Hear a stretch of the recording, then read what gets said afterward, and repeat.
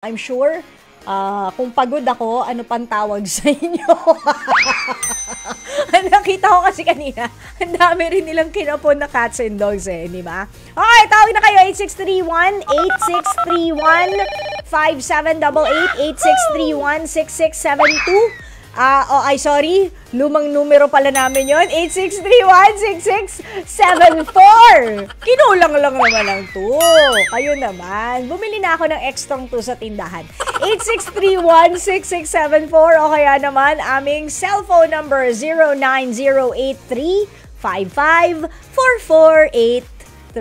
Okay, yan na ha. Wala pa tayong calling.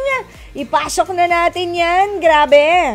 Kaya nga sabi ko, grabe, I'm so tired today. Oh my gosh, I can really feel the pagod, the stress. Tara, punta tayong Boracay. Ganon agad, no?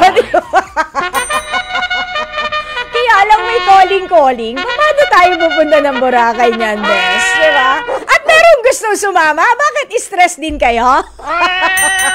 Shout out, hello! Hello, Tita Laila. Good evening. Hi, good evening. Sino ito? Louie, ikaw ba yan? Yes. Ako nga po. Okay. Wala lang. Sobrang random. I feel you kasi parang lahat talaga tayo. We feel, we're sometimes in the middle of a lot of things na hindi natin alam kung pagod ba tayo or something. Nararamdaman kita. Pero siguro, ang masasabi ko, hindi naman siya mag-de-stress. Ayan. Kaya naalala ko tuloy yung sinasabi mo kanina lang na yung gusto mo mag-beach, gusto mo mag-Boracay. Wow. Oo, di ba? Pagka nasa-stress ka at let's go to the beach. Totoo. Agad-agad, oo. Di ba? Para matanggal yung mga stress. Oh. Yes, right.